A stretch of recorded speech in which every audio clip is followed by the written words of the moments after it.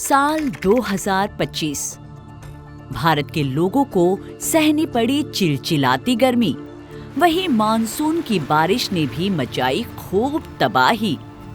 और अब हद-पार ठंड की मौसम विभाग ने दी है वार्निंग, यानी भारी बारिश के बाद ठंड दिखाएगी अपना रौद्र रूप। तो क्यों हो रहा है ये सब? मौसम के इस बदले रूप की क्या है असली वजह? आ चुका है कोई जो अपने साथ लेकर आ रहा है भारी भरकम तबाही। इसकी वापसी की आहट से मची है हलचल, और ये है ला नीना। स्वागत है आपका विज्ञान 360 में। दोस्तों, इस साल मौसम ने जिस तरह से करवट बदली है, उसे देख सुनने में आ रहा है कि इस साल सर्दी का मौसम बाकी सालों से हटके होने वाला है, और इसकी वजह है ला नीना।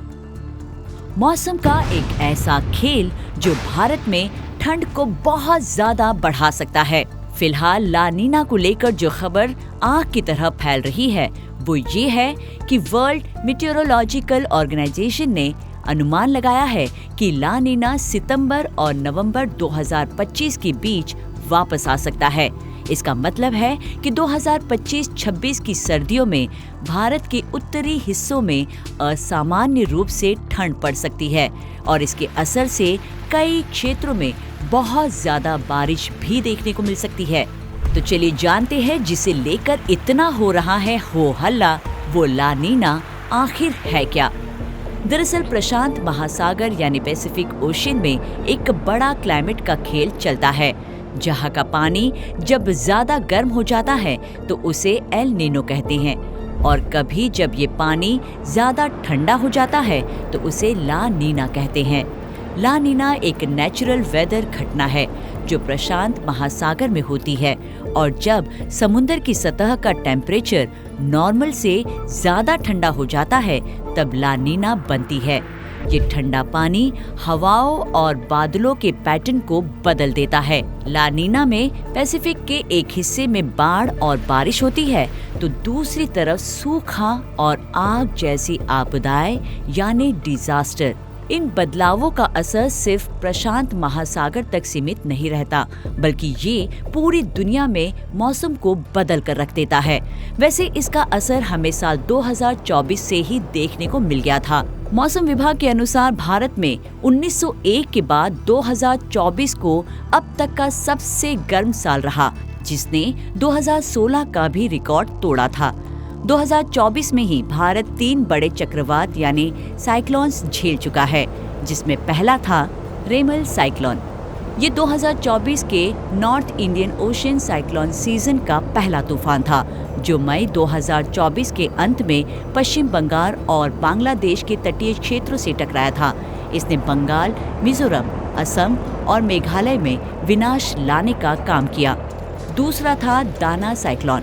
ये नॉर्थ इंडियन ओशन में बनने वाला तीसरा साइक्लोन और रेमल के बाद दूसरा साइक्लोन तूफान था। अक्टूबर 2024 में इसकी वजह से भारत के पश्चिमी हिस्सों में भारी बारिश देखने को मिली। और तीसरा था फेंगल साइक्लोन। ये नवंबर 2024 में आया, जिसने दक्षिणी भारत के अलावा ओडिशा और पश्चिम बंगाल पर भी अपना असर डाला। भारत के अलावा बाकी देशों की बात करें तो 2024 में ब्राजील के अमेज़न के जंगलों में आग की घटनाओं में 42.3% की वृद्धि हुई है, जबकि बोलिविया में 1998 के बाद से सबसे ज्यादा आग लगने की घटनाएं दर्ज की गई। वेनेजुएला, कोलंबिया, पेरू, इक्वाडोर और गुयाना में भी आग की घटनाएं बढ़ी। यानी एक ही घटना कहीं राहत लाती है तो कहीं तबाही। साल 2025 की शुरुआत में ही भारत के मौसम में खास चेंजेस देखने को मिले, जहां साउथ वेस्ट मानसून वक्त से पहले और तेजी के साथ आया, जिसकी वजह से कई राज्यों में बाढ़ आई।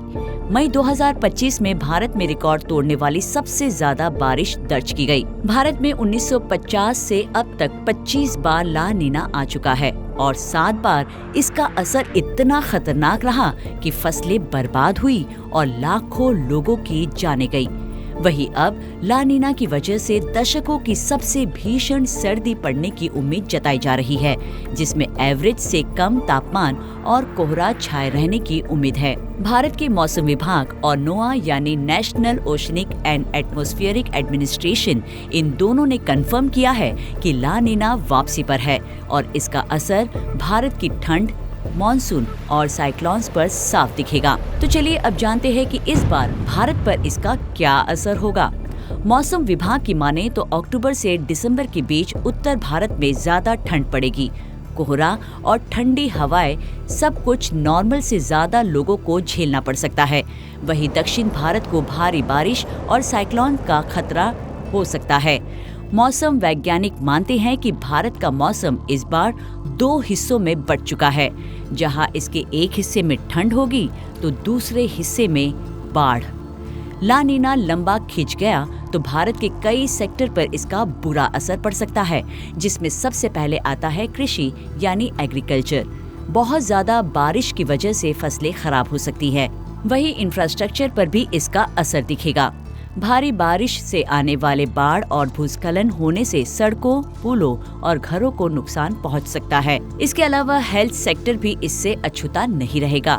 नमी और पानी भराव से मलेरिया और डेंगू जैसी बीमारियां बढ़ सकती है।